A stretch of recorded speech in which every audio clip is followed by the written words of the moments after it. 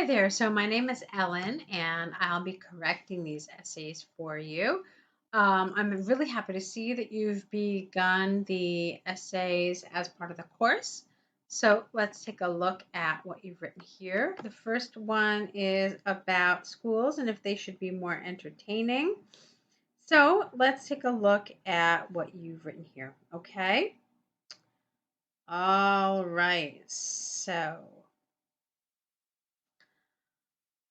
study approach is a contentious issue for society. There is an opinion that education should be more interactive, while others are convinced that the only goal of school is to help students to gain knowledge.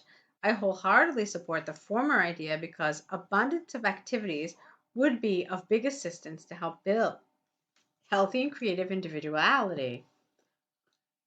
This essay will discuss both sides, using examples to demonstrate points and support arguments. Okay, so it's a good start. Okay, let's talk about what works and what doesn't. So I like this contentious issue, interactive, wholeheartedly support. I like that you said the former idea. A lot of that's really good. But there's some awkwardness here, and I want to kind of smooth over it. First of all, I thought this expression was a rather awkward. We don't really say study approach. In fact, I'm not really sure what that means. So it's kind of a rough start to this essay. You need to use something that's going to be a little clearer, a little more recognizable to an examiner reading this essay. Uh, so you don't really mean study approach. I think you mean more like I guess maybe educational methods. Maybe educational methods. Or how about the concept of educational methods is a contentious issue? Maybe you could have said that and that would have worked okay. All right, so why don't we try that? And then there is an opinion that education should be more interactive while others are convinced, etc., etc. Now, let's talk about this word interactive. One of the things that IELTS is doing is it's checking indirectly your vocabulary.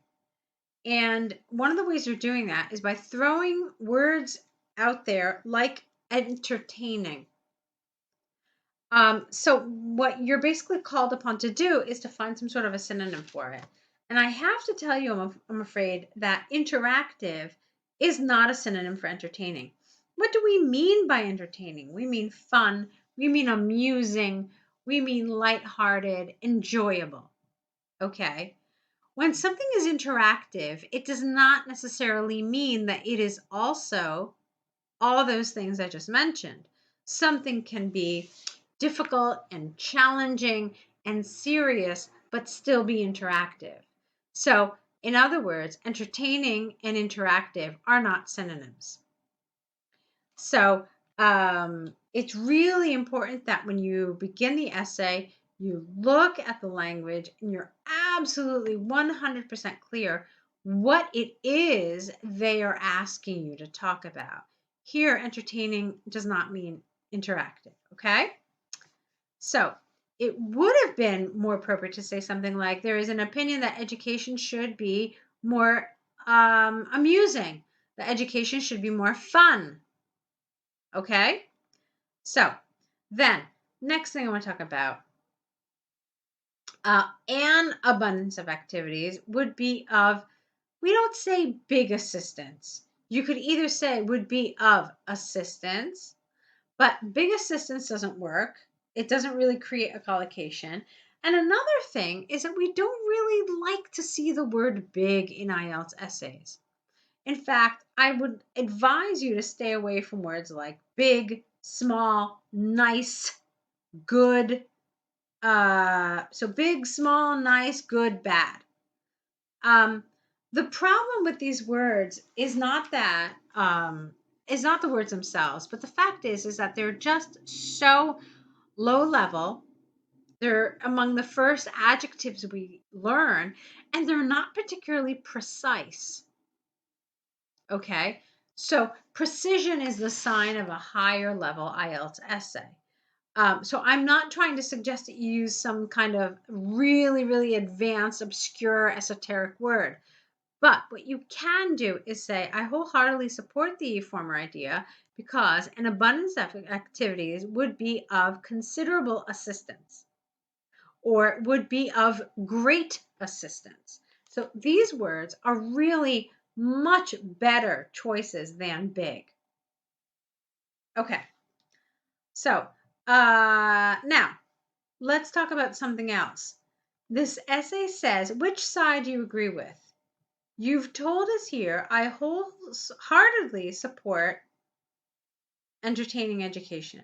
So then my question to you is, why are you going to discuss both sides? They haven't asked you to do this. They've only asked you what side you agree with. So then, if they've only asked you about that, why are you going to talk about a side that you don't agree with? That's not what they've asked you here. So here's the other thing. I actually think it's okay to talk about the other side. And to be totally honest with you, I think that a lot of times it makes for a much richer essay. However, you need to frame it correctly. So rather than saying, I wholeheartedly support the former idea, what you could say is, while I support the former idea because, etc., etc., etc., I also recognize that schools must provide academic knowledge. Okay, something like that. I'm not saying that exactly, but something along those lines. And then when you do that, it makes sense that you're going to talk about both sides in your essay. If you don't mention it in your introduction and the essay only essentially has asked you to talk about what you agree with, it makes absolutely no sense to the examiner why you would decide to choose the other essay. Does that make sense? I really hope it does. I know it's a lot of information and we're only in your introduction. We're already at about 7.5 minutes. But I do want to make these points really clear to make sure you understand them moving forward, okay? All right, so let's see what you said. Initially, probably children consider school more appealing if the process of education would be more relaxed and more amusing. All right, let's clean up the grammar here. So initially, children would probably consider school more appealing if the process of education were more relaxed and more amusing. So I really love the fact that you tried to use this if sentence here, but you also have to make sure that your grammar is correct. This is largely due to the fact that the span of attention, we don't call it the span of attention, we call it attention span. This is due to the fact that the attention span among teenagers is considerably shorter than that of adults, though to create the enabling environment for them to stay focused as well as enhance their cognitive skills, a diverse, more what? I'm sorry, I got lost here. I don't understand the sentence. So look at this. Let's take a look. Look at where the sentence starts and look at where it ends. So I can tell you now this is just really way too long. It's more than, well, yeah, no, it's 4 lines long, and so that's really too long. Typically, a rule of thumb is that when your sentence gets into the third line, that should be your clue that you need to shorten it. So this one was too much. This is too long. Let's try it one more time. This is largely due to the fact that the attention span among teenagers is considerably shorter than that of adults. Full stop. Though, to create the enabling environment for them to stay focused as well as enhance their cognitive skills, more playful approaches to learning novel information should be implemented. Okay, it's a little better, I think, right? For example, recent Harvard research indicated that children aged from 7 to 12 All right, but they're not teenagers, okay? Keep that in mind. You just talked about teenagers, and 7 to 12 are not teenagers. Showed a 30% better result in memorization of new words while watching the music cartoons such as Frozen compared to peers who were reading them in a book. Therefore, it is clear that alternative ways are more beneficial for children to acquire knowledge more effortlessly. Okay, let's see. All right, so is it considered entertaining if you're memorizing information while watching a movie? That's what you're saying. Okay, all right, that's fine. Let's continue. On the other hand, hold on one second. All right, make sure that when you use on the other hand, you have used on the one hand. These go together. And so you really don't want to use one without the other. Okay? So since you used on the other hand here, you really should have used on the one hand there. Otherwise, if you didn't want to use it here, then you could have simply said, if you want to show contrast here, you could have just said that being said, having said that said, or in contrast. Okay? Any of those would have worked fine. So let's continue. So that said, different activities performed simultaneously can cause distraction and excessive fatigue among adolescents. All right, you keep talking about adolescents, but I don't believe the essay has asked you just to talk about this age group. It's talking just about schools, and you've really limited it using words like teenagers and adolescents to a very specific age group. So avoid doing this. When the essay is general and vague, you also should be general and vague with your age groups. Don't limit it when the essay has not. Okay, so this is mostly because the brain of young people is immature, consequently, full stop, new sentence. Consequently, it is not able to perceive different types of data mixed in one context. For instance, the study performed by the Ministry of Education demonstrated that it took 25% less time for children to comprehend mathematical theory in a quiet classroom compared to those pupils who were studying while music was playing. Okay. Thus, it is obvious that there should be a strong division between education and leisure time to allow students to increase concentration, improve formation of a neurological net for useful knowledge and skills. Okay, long but good. Let me tell you now what my concern is about this paragraph. You essentially refuted what you were saying here. So here you were telling me that kids memorized 30% better when they were listening to Frozen while they were studying. And here you almost use the exact same example, and you tell me that when kids were studying when kids were studying math, it took them 25% less time if the room didn't have music. So it's like you used the identical example, but showed, hey, here we learned more, but here it took less time when we didn't do it. So I think you should have diversified. You shouldn't have used the same example of music, first of all. Second of all, you still haven't really convinced me that this is using entertainment in classrooms. When we talk about being more entertaining, all right, schools being more entertaining, what does that mean?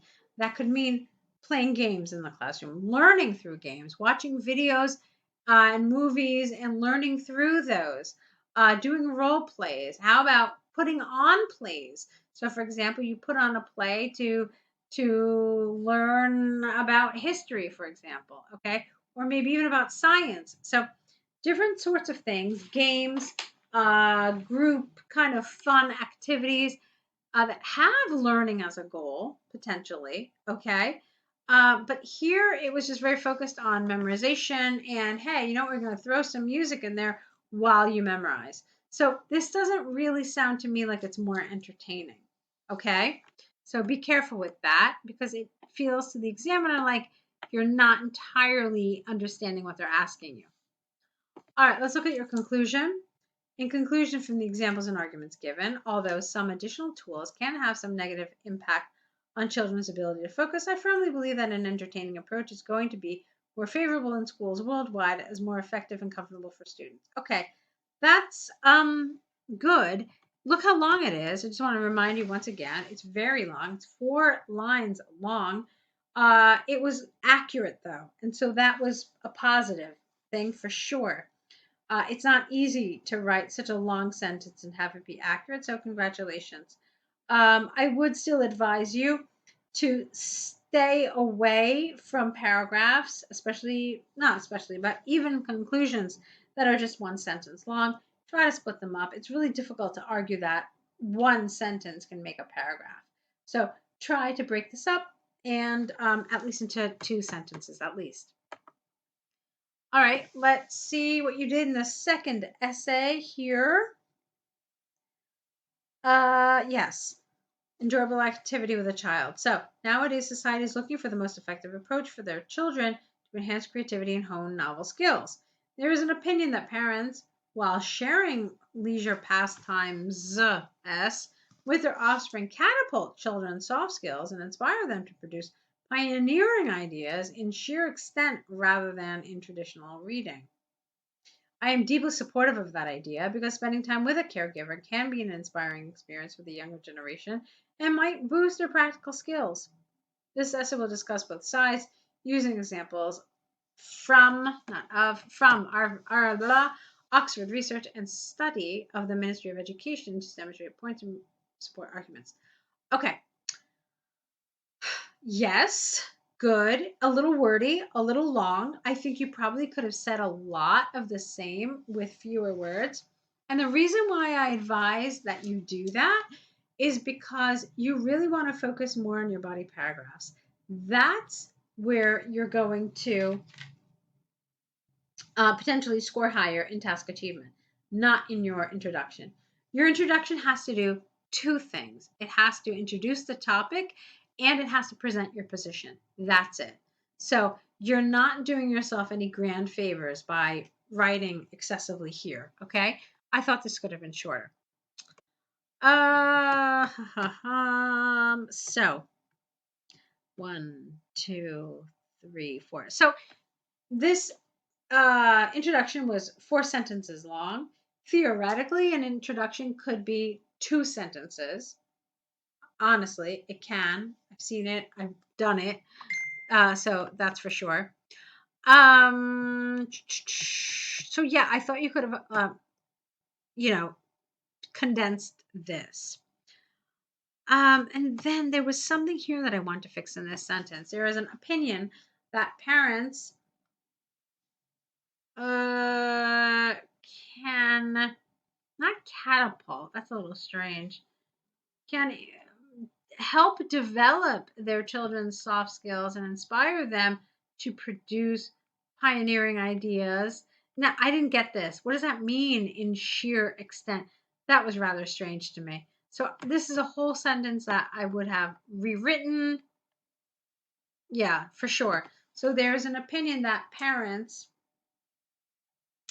can develop or help develop their children's soft skills through leisure activities rather than traditional reading. Done. Okay? All you need to say. Why don't we move on? Principally, I don't know why we have this word there. It doesn't feel particularly natural. That's why I'm saying that. There are ample grounds that being engaged in some amusing activity with parents. Hold on. There are ample grounds that being engaged in some amusing activity with parents has a beneficial impact on a child's cognitive abilities because it's amusing engage. This is your subject. It's one subject. It's one thing. Being engaged in some amusing activity. So it should be has. All right, let's try it again. I'm not really a huge fan of principally. So why don't we just start it without it? There are ample grounds that being engaged in some amusing activity with parents has a beneficial impact on a child's cognitive abilities. The pivotal one, perhaps, is that in the process of communication and sharing common activity, is that in the process of communication and why don't we do it differently? That in the process of communicating and sharing a common activity with someone who is considered a role model.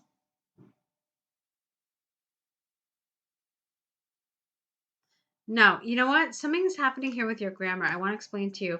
It's kind of complicated to explain, but let me try it. It's the way you structure it. You have this prepositional phrase here in the process, and that is creating a problem. So let me show you. The pivotal one is that the process of communication and sharing a common activity with someone who is considered a role model might create a self space. So let me see if I can explain it now. This is your subject. The process of communication and sharing an activity with someone who is considered as a role model. That whole phrase, that's your subject, okay? If you take out in, so if you take out in, this is your subject, and then you have a verb, might create the safe space for teenagers to embrace an opportunity to convey new thoughts without confusion and hesitation. And then it's fine. So it's the in that's confusing us. If you leave the in, then you have to rephrase the entire sentence. So the pivotal one perhaps is that in the process of communication and sharing a common activity with someone who is in this might happen. You need a noun, okay? Because you don't have one. You don't have a subject. So that's my suggestion. Get rid of the in, and then the sentence works. If you really want the in, then here you need a subject. Okay, let's keep going. For example, recent Oxford research indicated that a child performed better in art classes if they previously had visited a gallery with their parents compared to those students who were only reading about it. Therefore, it can be clear that when adolescents spend time together with the older people while mimicking their behavior, it is of great help to build the enabling environment for the former to accomplish higher attainments. All right. Why don't we keep going? There's a lot happening here. So why don't we keep going? We'll read the rest of the essay and then we can talk about it. On the other hand, reading is a traditional, well-known, and evidence-based approach to acquire and master a vast array of skills. This is largely because reading is highly correlated with not prosper. You mean something else? Maybe proper? I'm not sure. For instance, a recent study conducted by the Ministry of Education demonstrated that on condition the student reads 4 fiction books a month beneath the educational program. I don't understand this. Beneath, what does that mean? He would reach 30% better marks in writing assignments. Thus, reading as well can be considered helpful in several conventional fields of education. Okay, what is the student gaining? What's the skill? Let's see. In conclusion, from the examples and arguments given, although reading is more beneficial in terms of classical education, I firmly believe that both parents' influence in shared pastimes S and 2 T's is critical for a profound foundation of a unique and confident vision of a younger generation. All right, so I want to remind you what the essay is about. The essay is about developing better skills and creativity, okay, through either an enjoyable activity or reading. Here, you're talking about the fun activity, and you're saying that, what are you essentially telling us? That children performed better. So are you telling us that they have more creativity? I'm not really sure. I mean, there's a lot of language here. There's a lot of writing. There are a lot of words. But I'm not entirely sure that you covered what they asked you to cover. So beneficial impact on cognitive abilities. Where are the skills? Is cognitive abilities the skills? What about creativity? I'm still not sure. So you said a child performed better in art classes. What does that mean? They had better hand-eye coordination. They showed more creativity. So you're not really, you're talking around the topic, but you're not entirely answering it. So you really have to watch out for this and make sure that you're absolutely grabbing this topic and answering the topic specifically and not something kind of related to it. So your choice of words must be very careful here. So that's the first problem that I saw here. And then here again, what about skills? What are the skills that students are gaining? Remember what the question is. This is why I always say that you have to read the question at least for a couple of minutes. Really make sure you understand it. What are they telling us? They're comparing the skills and creativity that one can gain from an enjoyable activity to those that one can gain through reading. So, what skills and creativity are children getting through reading? Have you said anything?